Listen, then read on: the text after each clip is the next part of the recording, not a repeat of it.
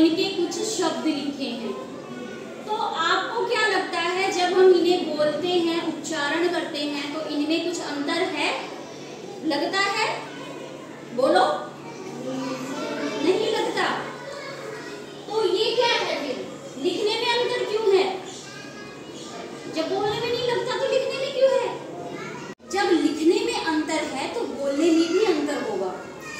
ये जो बिंदी लगी हुई है इसको बिंदी भी कह सकते हैं या नुक्ता बोलते हैं इसको। जब ये बिंदी इन वर्णों के नीचे लग गई तो ये थोड़े से अकड़ू टाइप के हो जाते हैं, और जब अकड़ू चलते हैं तो ऊपर से टकरा जाते हैं, तो ये वर्ण भी टकरा जाते हैं।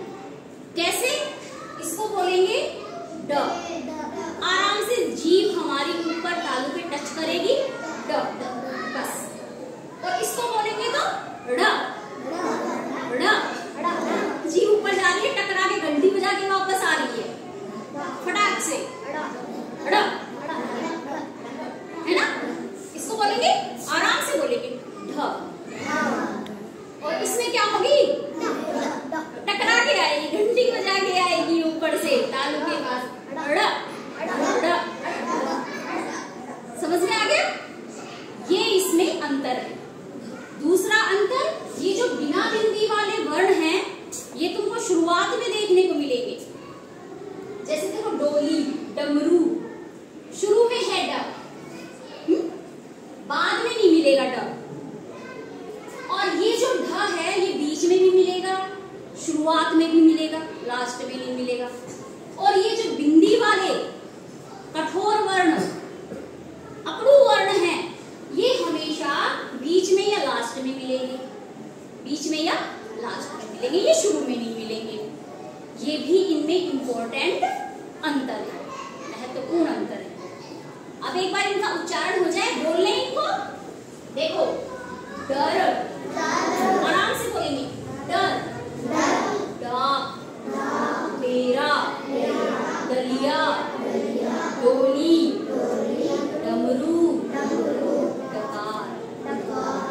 अब इनको बोलो पेड़, पेड़, उड़ना, कैसी आवाज आ रही है? कपड़ा, कपड़ा नहीं कपड़ा, सड़क, घोड़ा, घोड़ी, लड़का, मतलब कठोरता से जुड़ रहे हैं। ढक्कन, ढाल, ढोलक, ढेर, मेंढक, धंग, ढाई। अब इन पे आ जाओ। पढ़ना, पढ़ना, चढ़ना, गाढ़ा, बढ़ाई, सीढ़ी, गाढ़ा और बढ़त। तो हमें ये समझ लेना है, जहां पे इनमें एक जैसे दिखने वाले ये वर्ण हैं दोनों, और ये दोनों, लेकिन जहां बिंदी लग गई वो कैसे हो जाएंगे? अकड़ू वर्ण हो जाएंगे, कठोर वर्ण हो जाएंगे, जो टकरा के चलेंगे, और इनको हम सॉफ्टली आराम से बोल लेंगे।